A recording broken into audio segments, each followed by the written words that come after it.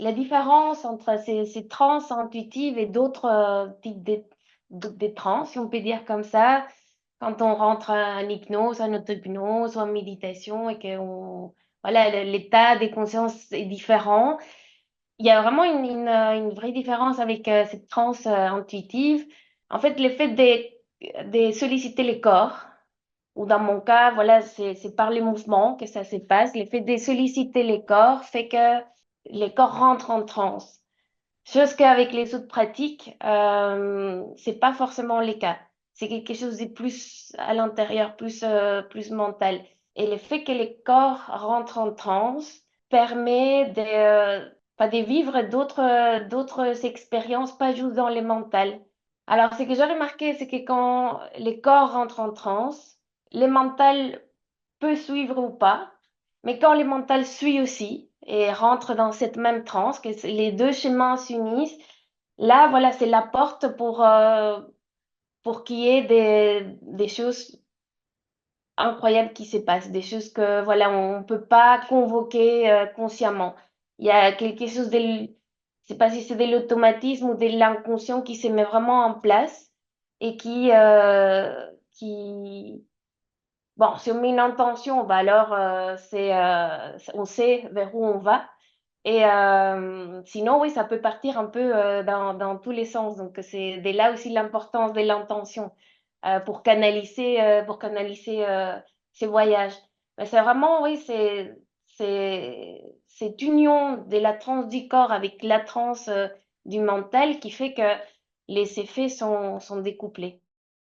Oui, il y a une expérience qui m'a marquée et qui est là encore aujourd'hui. En plus, ça, c'est comme si ça s'est découplé comme ça, les effets. C'est cet ours qui est apparu à un moment donné. Donc d'abord, ça a d'abord été juste une sensation dans une des transes, une sensation de quelque chose qui venait me prendre comme ça dans les bras et qui venait apaiser une partie plus dans les jugements ou dans la critique ou oui, dans les jugements. Et puis, dans une autre transe, cette sensation a pris forme d'un ours euh, qui s'est installé là quelque part à l'intérieur. Et en fait,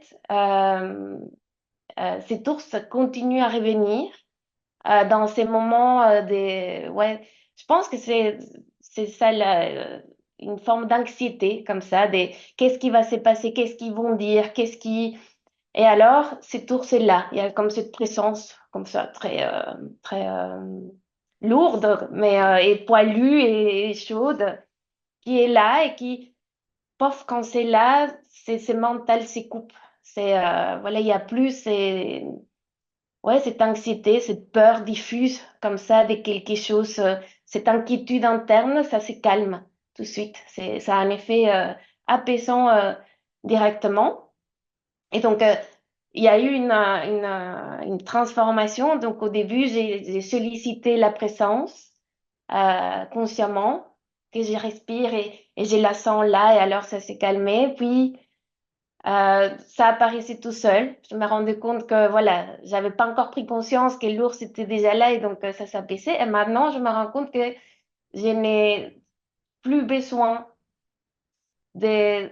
C'est comme s'il y avait eu une reprogrammation et donc tout de suite, dès qu'il y a peut-être un dialogue interne que j'entends pas qui se met en place, ça doit se stopper parce que je ne ressens plus ça.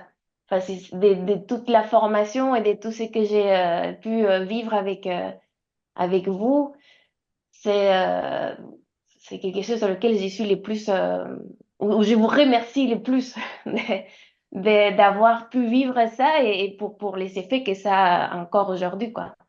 Merci, merci à toi, c'est très intéressant. Merci beaucoup. Il y a une chose qui m'a étonnée. D'ailleurs, j'ai encore les sourires quand j'y pense. C'est à un moment donné, à côté de cet ours, est apparu un pélican avec un air très intriguant mais très espiègle comme ça. Et, euh, et je sais qu'on s'est dit qu'on allait se revoir et je sais qu'on va se revoir.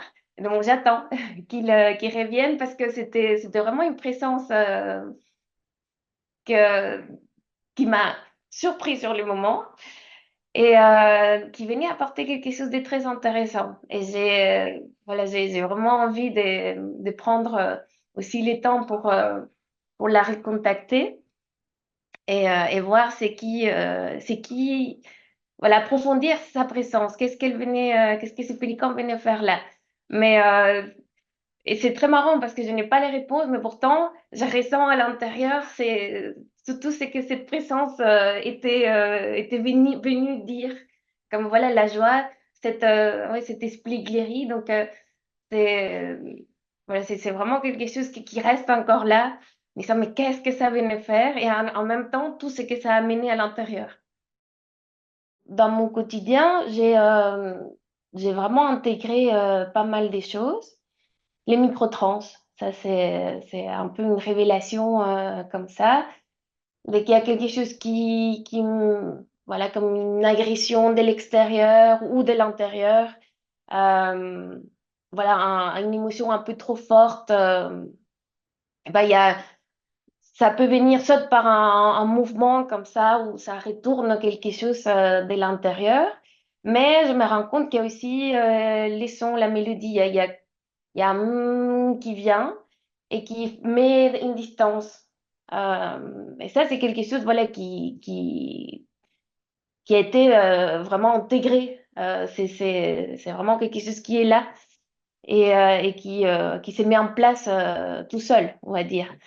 Il y a aussi bah, des moments, bah, là pour le moment, c'est une période physiquement très chargée au travail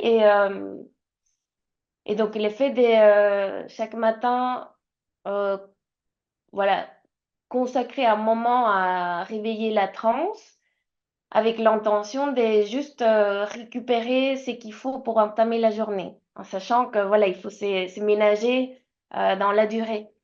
Et par ces chants, parfois des mouvements. Et c'est comme si, ouais, je prends pas du café, mais parce que mon corps ne supporte pas ça, mais c'est comme si, voilà, ces moments de transe le matin étaient un café qui me fait tenir la journée dans une bonne condition, pas seulement physiquement, mais surtout mentalement, dans une disposition d'ouverture, d'accueil des gens qui viennent et des problèmes qui peuvent venir. Donc, c'est vraiment, voilà, très complet comme café.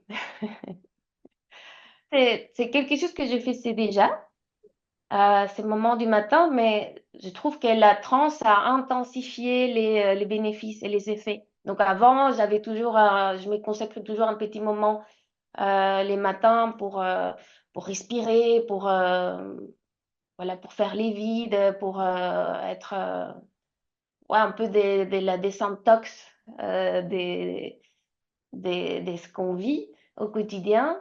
Et là, maintenant que je peux contacter la transe, ça a un effet beaucoup plus puissant, c'est découplé.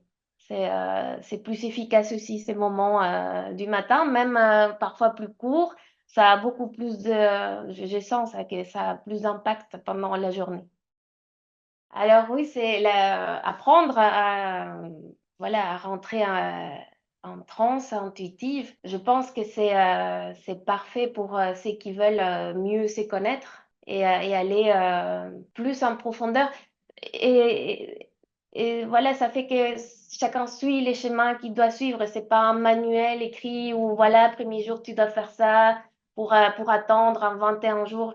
Il n'y a pas de recette, c'est vraiment personnalisé. C'est ça qui est, je pense, la force de ces trans intuitifs, c'est que c'est un parcours qui est vraiment personnalisé par rapport aux besoins de chaque personne et qui peut aller voilà, bah, comme je disais, la gestion quelque part de l'anxiété, euh, gestion émotionnelle, relationnelle, comment mettre aussi de la distance ou comment comprendre autrement ce qui se vit dans les relations qu'on a tous les jours.